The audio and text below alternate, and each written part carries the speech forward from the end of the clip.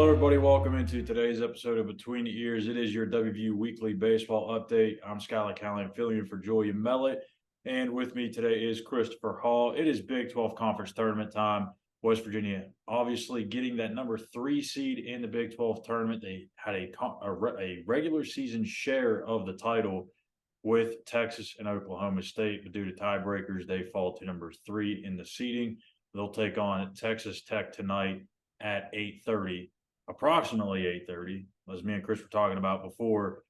Sometimes these things run over a little bit. We don't have to worry about weather because they're playing indoors, but still, you may have some games that go a little bit longer, run over time slots, and this game may not start till, who knows, maybe 9 o'clock. So, anyways, first things first, before we get into this matchup and into the tournament, have to give a tip of the hat to Randy Mazey, Big 12 Coach of the Year, J.J. Weatherholt, Big 12 Player of the Year, a bunch of other guys recognized by the Big 12 Conference for what they did this season. And I guess let's just start there with J.J. Weatherholt, with Randy Mazey, and just the season as a whole.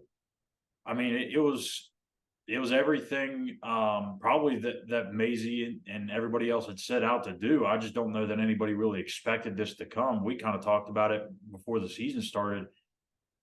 We didn't know how good this team was going to be, and I think it kind of took us all by surprise. And by week after week after week, how they were just still finding ways to win games and taking series in the Big 12. It was a year I don't think anyone saw coming. Yeah, I mean they were finished. They were picked sixth preseason, and that might have been generous on the voters' part. I mean, you look what they lost in the off season. They lost their two top hitters to the portal. They brought in some guys that were put up some decent numbers of where they were, and really you got to give credit to Maisie for sure, but to the players as well. Not only for the performance, for the buy-in. I mean, you got guys that just Noah Short just may come get one guy out and leave the game. He's a fifth-year guy. It's someone you expect to be a starter or maybe a closer, maybe a bigger role. But his role was, when the bases are loaded, one out, we're up by two, Noah, you're in. And he got him out of James multiple times. So probably not any more bigger moments in some of those. It wasn't in the ninth inning; it'd be in the fifth or sixth, but it kept kept the opponents, off the board. And you can go down the list. You go Tevin Tucker. He was a kid that was batting 180 last year, batting over 300 right Yeah. now. AJ, the incredible season he had. No one saw that he could possibly be Big 12 Player of the Year coming into the year. Saw there was plenty of potential with him last year. Grant Hussey improving. Still strikeout problem, but upped his home run numbers, up all his other numbers. Then you got freshmen like Sam White, Ellis Garcia, Logan Salve. Those three guys coming in, Sam and Ellis splitting time at third, Logan behind the plate with Dane Leonard. So there was just a lot of contributors. It wasn't just JJ. It wasn't just the guys on the mound. Carlson Reed came on as a closer this season, a really dominant closer, hit 96, 97 on his fastball in the 8 to 9 innings. So it was just really that it all kind of came together. Great buy-in from the team. Um, even when they were in the standings, I thought they would slip because they had some tough games coming up. They've been atop the standings for most of the season. Yeah. Up to 12. I think, with you or with Julia, every time they went on the road to play Oklahoma State, Kansas State, wherever it was like they're not going to come out of there with a series win, and yet they did time and time again. Texas, unfortunate, obviously, uh, just kind of caught them at the wrong time. They dealt with some injuries earlier in the year. Their bats really hadn't coming on for the last month and a half, and titles on a line, a program like that that's used to that moment in their atmosphere at the big time baseball program. They went and took it. So that's a frustrating end to the regular season, but that's just another step forward for this program. They hit so many milestones throughout the year, getting top 10, getting in the top 10. Apparently, wasn't the first time ever. Apparently, happened in the 50s since there was some more research done. But again, that's a huge accomplishment over 70 years. And then there's still plenty to play for, but then you get 16 conference wins, obviously. Big 12 wins, not just conference wins, but Big 12 wins. Um, that's a program record. So they hit a lot of milestones for a team that you didn't see on paper coming in that would have the pulpits they have and would have the pitching that they had this year. So yeah, it's been a great buy-in, great job by Randy Mazie for going out and finding pieces and keeping some of those core guys intact and really putting together a great team this year. Yeah, I mean, when the season started, they dropped, I think, the first two of the first three games of the year to Georgia Southern. 2 games of the season, yeah. And it's like, oh no, like this might be a long season. Then they go out to that West Coast trip. They play Arizona, who's typically a pretty good program, and they win that series. And it's like, all right, maybe this is something here. And you had to just kind of wait week by week, and until we really got about maybe even halfway through the Big 12 schedule, or maybe a little bit before that, before you kind of realized there's something different with this team. But like you said, credit to Randy Mazie. He has done a phenomenal job. And he's one guy that, even though a lot of the people are, rightfully upset and disappointed with how the end of the season went, he's one guy that's looking at this and be like, man, like, look how far we've came and look at what we did. This is something they can't take away from you. And he mentioned it in his press conference yesterday, and he does have a point to it. If they had been swept at any other point in the season and had to have swept Texas to win a share of the Big 12 title, it's probably looked at quite differently by the fans, but it's still the same result. But to me, I voiced my opinion on this a couple days ago, and everyone knows my thoughts on it. So, what were your last takeaways from that final game? Them getting swept, they have a share of the conference title. Like, do you view that as a win, or is that still kind of like a gray area for you? Well, you got to go by the rules of the Big 12, and that's how they do it. I'm a big proponent of one champion. Whoever the one seed is, if that's how you do the tiebreaker, that's your champion. I That's agree. conferences do it these days, so it is what it is. They take the whole resume. I'm sure the thought process is, teams deal with injuries. JJ was, I think, missed 4 games, Big 12 games, so or 5 Big 12 games. Um, so I don't know if I don't think they lost during his absence, but it's the whole body of work. And again, they went and faced a Texas team playing their best, and West Virginia's never been in that mode. So Mazey's one of those guys. He's building a program. He's still building this program. He doesn't see this as the peak. He's still climbing. I hate to kind of use that phrase, but they're still moving. He's still moving up, and they're still hitting milestones. So I think he views it, as he should, as everybody should. It's a win. It's not the way you want the regular season to end, but none of those guys have been in that moment, in No, that stage, in an atmosphere like that. None of those guys. And you can take, there's a lot of optimism, going into this week and just this year. But when you're looking forward into the future, just name 3 freshmen that were major contributor this year. Landon Wallace, most of these guys are going to be back next year. If they're fortunate enough to be in that position again, they're going to know what it takes mentally. They're going to know how to handle those situations. And maybe it's in Morgantown that final series no. next year. So um, that's just such a big learning experience for the program in general. So it's a win. And if the Big 12 wants to give them a share of the title, hang the banner, let's move on. Great accomplishment. Again, they hadn't won 16 games before. They'd won 14 Big 12 games last year and finished sixth in them. Yeah, So this that's is quite a all. difference. There's always a fight in this league. It's a long season. This is a great baseball league, one of the tops in the country.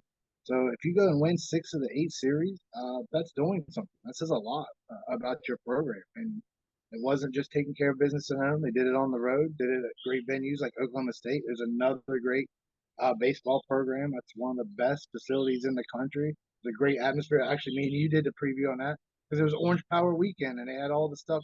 Garth Brooks was in town, so it was an atmosphere, and they went and took that serious. So it wasn't the moment wasn't too big for them. They're just still so green in terms of this program. And this was year 11 in the Big 12, and they get their share. And this isn't like walking. When he took over, they literally didn't even have a stadium the Yeah, first year. 12. They had to travel around the state to play. So it's an amazing an accomplishment considering where this program was, and now you're out here with the likes of Texas that has national, big board in the outfield with all the national championships they won. I'm sure that was a little intimidating for some of these guys. So it's a great growth, learning experience, all of it. I think to me that after the frustration of seeing how poorly they played, I think it gives you a lot of optimism moving forward because again, you can't replace that experience.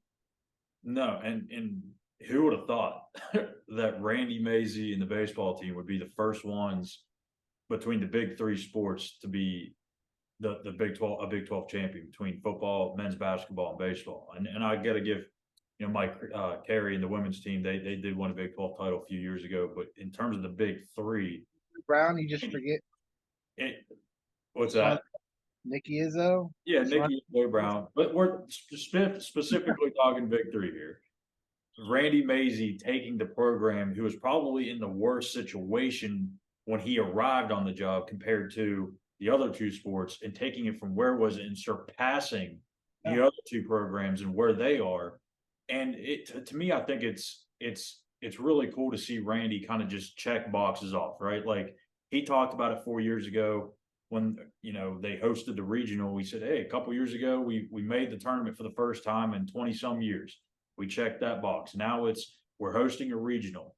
They checked that box. Now it's maybe winning a Big 12 conference championship in the tournament, which they've come close to many times before. But this is another stepping stone in that they clinched a share of the Big 12 regular season title. So it's just slowly building this program up. Where do you think this is going to be in 5 to 6 years? Like this is going to be a much better program. And I think it's probably going to be one of the most consistent programs in that athletic department, the way that they are trending right now. So flipping over now to the Big 12 tournament, we got West Virginia, Texas Tech, first round game tonight, 3 versus 6, 8:30 p.m. first pitch on ESPN Plus.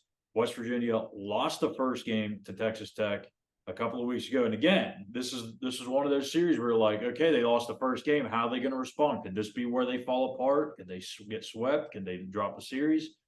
Oh, they bounce back and score 17 runs the next day, and then they come back out on Sunday and grind out another win to take the series. So they take 2 of 3 from Texas Tech. They rematch here today, or tonight rather, in the first round of the Big 12 Conference Tournament. What are your keys for this game, and what are you looking for? They're gonna, they've really kept those Texas Tech hitters in check in Morgantown, and I think that is going to be extreme motivation for this Texas Tech team. Ben got that loss in the first game of the series in Morgantown, kind of assuming they're saving their upperclassmen for later in the week for the postseason for those bigger moments. But that's really going to be it. You're going to have to be accurate. Try to paint the corners, get them a chase, because by the numbers are the best hitting team in the country. And after we just watched Texas, like or not in the country in the league, but after watching Texas, like they just launched the ball over the place. Of course, they were at home at their stadium, so um, it, this could be a really wild Big 12. I expect a lot of runs. So with that said, watch for all the pitching duels. That's probably going to happen now, but it could be honestly one of those 15-13 games where it just gets wild. Um, because it just seems like when the bats are on in college, they both kind of get going. If one team isn't going, it gets to, like happened in Morgantown at Texas Tech where it gets 17-2. Tech doesn't overwhelm you with their pitching staff either, so they're really just going to have to play. It sounds hit all the cliches. They're going to do well fundamentally, be patient at the plate, don't chase pitches, get them to chase pitches, all of it. So I mean, we just kind of talked about how tough this league is. I mean, you got to go in and play good baseball. You can't hope that someone's going to have a bad day. You got to be locked in 100%. I think that's there's a problem. Obviously, there's a lot of motivation for West Virginia to right the ship at the way the end of the season. They've always bounced back. It was the first time they lost 3 games, so I expect them to play with a big chip on their shoulder. They have all season. I don't expect that to change at all. They may have a chip on each shoulder at this point. So it Hageman's been, he's only a freshman. He's been solid uh, for pretty much most of the year, and he's probably been one of the more accurate pitchers on the team as far as like really like testing the corners and stuff. You haven't seen a lot of wild stuff from him. So offensively, the way Texas had those really two good big pitchers. That Sunday pitcher probably shouldn't have had the success they had, but I kind of felt that they got a little beaten up by that point. Didn't quit, but they were a little beaten up mentally at that point. So, kind of, they're just going to have to be. I think they're going to have to be aggressive at the plate, but don't swing at the third kind of thing. Yeah, I mean it's really similar to college basketball when you get into the big dance. Like you can't have turnovers like crazy. You can't be fouling like crazy. You got to take smart shots, and it's the same thing here with baseball. Like you got to get rid of the mental errors. We saw that kind of happen in that Texas series a little bit. You've got to be able to pound the strike zone and really just pitch to your defense. That's why they're back there, right? There's seven guys behind you. Let them play defense and let them make the plays, and hopefully they do. I mean, if you have throwing errors, fielding errors, that's going to spell trouble for whoever that happens to, because it's going to happen to some team in this Big 12 tournament. And if those things happen and you go up to the plate and you're not getting deep into the count when you're hitting, and you're just going up there swinging away at the first 2-3 pitches of the at bat and not working the count, then you're really going to be in a world of trouble. So I really think West Virginia's psyche for me is kind of what I'm concerned about. If I'm a Mountaineer fan, I'm worried about how does this team bounce back. Again, you said before they've bounced back every other time. Randy Mazey's done a phenomenal job in getting this team to get deep into this tournament every single year, even the years where they have a really bad regular season. So are you as concerned about the team's psyche heading into this as most people maybe are? No, there's too many baseball games, especially now. These kids are playing all these tournaments. There's far much bigger tournaments now. Yeah. Uh, they bounce back. These kids don't really dwell on it. I haven't seen it all season. They've never had carryover, so I don't worry about it.